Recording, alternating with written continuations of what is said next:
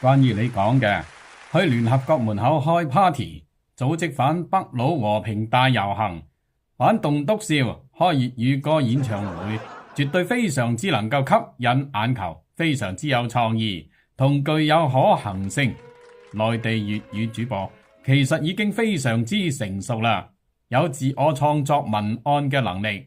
順德佬、茂名佬信兒仔、廣西佬個個都口吐蓮花，不戰而屈人之兵，就係欠一個團結嘅組織啫。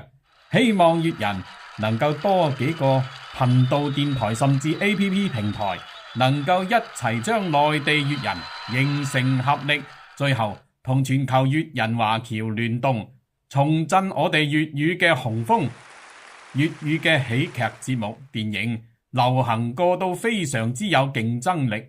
我哋應該乘住漢民族復興嘅春風，將粵語文化重新發揚光大。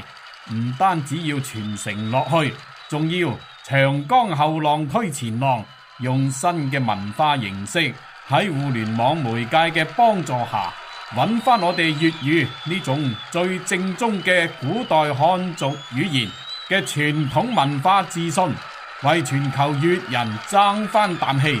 大家支唔支持？有冇信心？係啦，我哋一齊努力啦！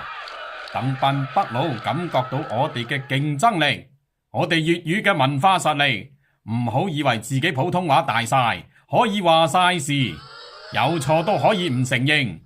粵語就係改造呢班無法無天嘅北佬最有力嘅工具。奮起啦，粵人！強大起嚟啦，粵語！我嘅家鄉，我嘅人民，我哋一定會俾心機嘅。多謝支持。